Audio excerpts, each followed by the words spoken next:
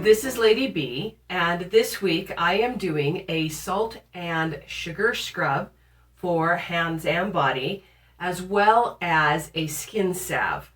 And I have formulated these for eczema, specifically those with skin issues. Now, I have dealt with skin issues on my hands since I was in college due to a rather severe allergy I have to nickels. And it's something I deal with on a daily basis.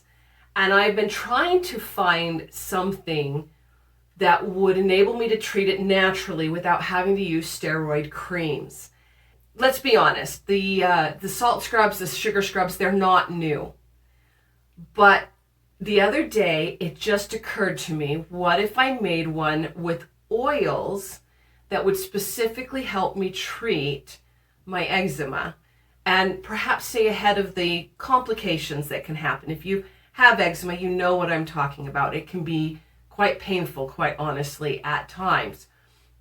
So I did a bunch of research and I have come up with this scrub and salve that I am really excited to share, and I hope you like it. Now, speaking of it being both a salt and a sugar scrub, I have combined the two. Usually it's either one or the other, but you can mix them. The sugar scrub is mainly intended for your face or delicate areas, because it's a lot more mild and gentle. Also, if you have sensitive skin like I do, the sugar is also better for your sensitive skin. The salt, however, is a better exfoliant. And that can be an issue sometimes with eczema, as you'll get stuff on your buildup of dead skin that you need to get off. So I have made it a combination of the two. You can see I have here a container that has both salt and sugar in it, which I am going to mix. Now, there are a lot of different salts you can do. Now, there's a lot of different sugars you can do too. And in general, I would recommend, if possible, using something that is as unprocessed as possible. But whatever you do use, you need to make sure and use a similar coarseness to whatever your salt is. And the finer the grain, the more gentle it will be. So I've gone with a rather fine grain here with the sugar. For the salt, there's a lot of different salts out there, and you can spend a lot of money on them. There's the Hawaiian salt, which is a black salt. There's a gray salt. There's the Dead Sea salts, which I hear wonderful things about, but none of them are cheap. So I've basically looked up the 4 basic, easiest to find types of salt there is. Those break down to basic sea salt. You can find that just about anywhere these days because it is used in cooking so much. I think you can find sea salt in just about any grocery store. And the thing about the sea salts is they are natural detoxifiers. They're high in magnesium and several other minerals. I couldn't tell you what. It's probably specific to the salt itself. And so they're considered to be quite relaxing when you use them in baths and things like that. There's the Himalayan pink sea salt. Of the over-the-counter salts, this is one of the more expensive common salts. The thing about the Himalayan salt is it's actually considered one of the purest salts that you can find, that's natural salts. And it is considered an anti-inflammatory, which, if you have eczema, is a wonderful thing. Now, there's 2 other options. One is, if you just don't want to spend a lot of money on it, you want to do this on a budget, you can use kosher salt. You can find kosher salts that are a finer grain, and you can also find a coarser grain, of course. And you can find them at just about any store, as long as you make sure there's no additives in them. You want just straight salt. You don't want any chemicals or any of that. But if you can find a kosher salt with no additives, there's no reason you can't use it. The last one is actually a rather unusual one, which is Epsom salts. Now, you normally don't think of using Epsom salts in something like this, and they can be rather hard, and they are a large, coarse grain. So if you choose to use it, I recommend throwing your Epsom salt in a blender or something and just hitting it, pulsing it a few times, breaking the grains down smaller. The thing about Epsom salts is that they're very high in magnesium. It's soothing to the muscles, and after a couple of days in the oil mixture that you use to make these, it will soften even more. And so it is an option just if you have sensitive skin, or in this case, in general for eczema, I do recommend a smaller grain than Epsom salt comes in. So do break it down, pulse it a couple times in a blender of some kind or a food processor before you use it. So there is my mixed salt and sugar. So now I need my oils.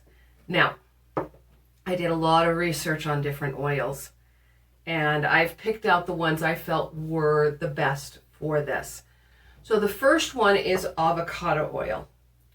And I have here, this is a measuring cup that goes up to 10 tablespoons. And I'm just going to mix my oils right in here. I'm going to pour it in here and mix it in here, because you do want to mix your oils before you add them to this. Now, I forgot to mention the measurement. This is 1/3 cup of the Himalayan pink sea salt and 2/3 cup of sugar. I am using a 1:2 ratio on my 1 cup of mixture, salt and sugar. I call it an S&S mixture, salt and sugar. So with that, I want 5 tablespoons plus a little for my oil. So avocado oil is rich in fatty acids. I have it all written down here. It's high in vitamins, it's high in minerals. It helps alleviate irritation and redness, but unlike the other oils I'm using, it's a little slower to absorb. But it's still so much good stuff in it, I can't resist. So for the avocado oil, because it is harder to absorb, because it doesn't absorb as quickly, I will only be putting 1 tablespoon in of that. There we go, 1 tablespoon. The next oil I am adding is my sweet almond oil. Now, this is a natural emollient. The thing about emollients is, and I do recommend having an oil that's an emollient in one of these, is that they will, when you have eczema, you get cracking and dried and breaks. And emollients will fill in the cracks and spaces between the cells with these really healthy lipids. And it also seals in any moisture in your skin and helps keep it moisturized. And so I am putting 2 tablespoons of this in to add that emollient to it. And there we go. 2 tablespoons. Okay. And my third ingredient I'm putting in is extra virgin olive oil.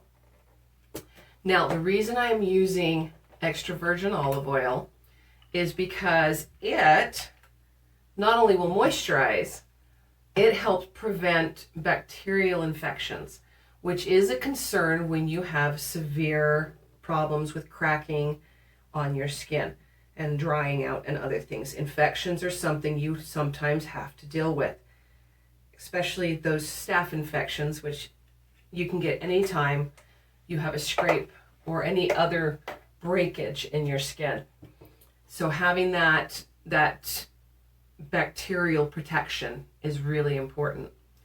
So there's my 3 main oils. Now to this, I'm going to add some vitamin E. And vitamin E is anti-inflammatory. It destroys free radicals and And it also helps prevent the thickening of the skin that can often happen in an area where you're having issues with eczema. Now, these come in capsules, and each capsule is about 1/4 teaspoon. So you can add up to 3 of these if you want. I am putting 2 in. 1, just a minimum of 1, I would say. But the thing about vitamin E is it's so good for you that they actually tell you that if you have eczema, you should be taking this internally, because the vitamin E is just not want to open. Vitamin E will actually help heal you from the inside. And so if you have eczema and you're not taking vitamin E, I highly recommend you start taking it. Check with your doctor first. If you have a doctor that you're seeing for whatever the condition is, make sure they think it's okay. But everything I have read and everything I've experienced says that this is really, really helpful. Just taking it inside as well as putting it on your skin.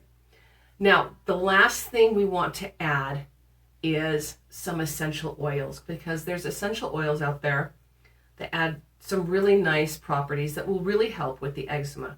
Now, I have looked up and picked out 6 specifically that I think would go well with this, that do help with this sort of problem.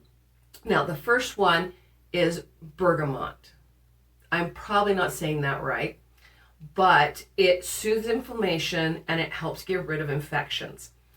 And I've actually really loved the smell of this one. That's a personal favorite. Chamomile essential oils reduces itching, irritation, and redness, and will inhibit inflammation. And you're going to see that coming up a lot. Inhibiting inflammation or being anti-inflammatory. It's a big deal when it comes to eczema, as you probably know if you have it. Lavender essential oil. Again, anti-inflammatory, antibacterial, antifungal, and it can actually help to reduce pain. I know a lot of people who love lavender. I can't handle it, the smell, but I love the smell of the fresh flowers, but when it's been concentrated, it's too much for me, so I can't use it, but I do recommend it. Rose geranium. Again, I probably said that wrong, but it's also anti-inflammatory, the essential oil. It relieves itching, it's soothing, and it helps prevent irritation. Tea tree oil. If you use this, keep it small. Tea tree oil has a very strong scent, but it is also antibacterial. It's also anti-inflammatory, and it specifically is anti-inflammatory toward any histamine reactions. So if you're like me and your eczema is caused by an allergy, I really recommend adding a little tea tree oil into it. The last one is thyme oil. It's another one that has a really strong scent. So if you don't like the scent, check if you like it before you put it in your stuff. It's a really strong scent, but it is anti-inflammatory and microbial. It actually suppresses the enzymes that cause inflammation and pain. So if you like the smell, it's a great thing to put in. I can't stand it. I won't be using it. So the 3 I will be using are the bergamot, the chamomile, and the tea tree oil. I have here my box. Let's see. Tea tree. Now, for this recipe, you want up to 20 drops of whatever essential oils you're going to use. There we go. So you can adjust this to your mood and what you think you need. Get the oils that will help you and adjust it as needed to what's going on with your skin. I have all my oils in here. I'm just going to give this a stir. So now I'm just going to pour this in and mix it with my salt and my sugar.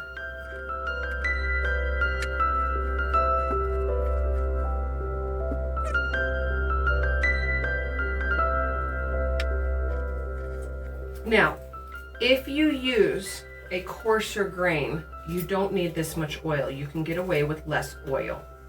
But like I said, for eczema, specifically for eczema and skin conditions, I do recommend a smaller grain.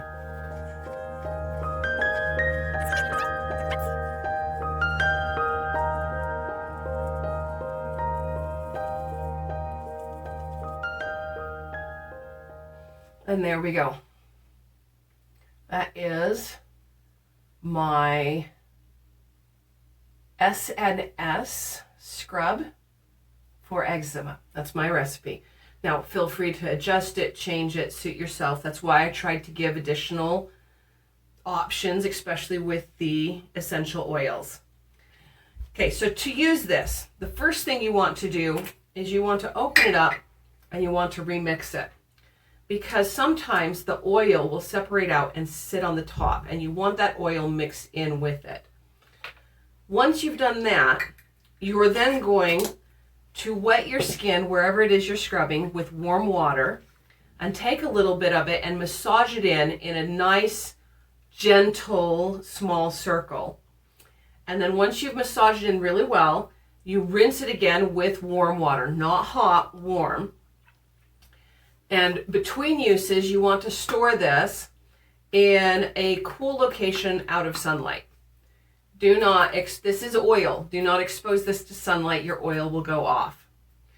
But it's that easy to use, and I have been assured that as long as you don't add any leaves or flowers or any organic material in this, if you just stick to oils and the salt and the sugar, and you're using a pure sugar like this, it can actually keep for up to a year, which is nice. Now, it's not recommended you use this more than 2 to 3 times a week.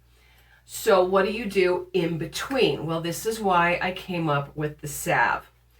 So now, the very first thing you do to make the salve is you want to melt extra virgin coconut oil, and they call for some pastilles of beeswax. Now, I cannot use beeswax because there's someone in the family who is deathly allergic to bees and anything bee adjacent. And I don't want to kill her, so I'm leaving that out. But if you find that this recipe is not stiff enough for you, if you like it more solid, that is something you can add. Put it in a glass container. You're going to put it in a pot of water, and you put it on something that will raise it, some kind of trivet. I like to use a canning ring off of a bottle to put underneath it. Bring it to water just above the canning ring so it just comes just barely up. You put the glass jar in first, then you bring it to a simmer, and you just slowly let it gently melt it. You don't want to heat it any more than you have to. As soon as it is melted, you remove it from the stove and you bring it back to room temperature. And once it's at room temperature, you can mix everything in, which is what we're going to do now. So the other oils we'll add to this are the same, avocado and extra virgin olive oil. I am not putting in the sweet almond. The reason is because this extra virgin olive oil has very similar properties and is replacing it. It also is an emollient that will fill in those spaces and will seal in moisture. It is also, hold on, let me check this. It is also antibacterial, which is another very important property for these things. The only drawback to using the coconut oil is that coconut is not comedogenic and it can clog your pores. So if you have trouble with acne or other things like that, you may want to use a different solid oil for the purpose of this. For the being an eczema salve, I'm afraid I have to stick with the coconut oil. It's of those more solid oils, I think it's actually the least expensive good oil for this. So to this, I need to add my other oils. So I need to add 1 tablespoon each of my avocado and my olive oil. Now, whenever possible with these oils, I like to work with not only an expeller pressed oil, but a cold press. Okay, so after I've added in those 2 oils to my coconut oil, I add, again, 1 capsule of the vitamin E. Now, because this has coconut oil in it, if I chill this, it will solidify. So that's my solution to not having the beeswax. But if you use the beeswax, you can keep it at room temperature. Now, the thing about using straight oils like this, especially the coconut oil, is they do tend to be, well, oily. So the thing that I thought was very interesting about this salve recipe is that it recommended adding a 1/4 teaspoon of arrowroot powder in order to cut that greasiness as you're using it as a salve. So that's what this is.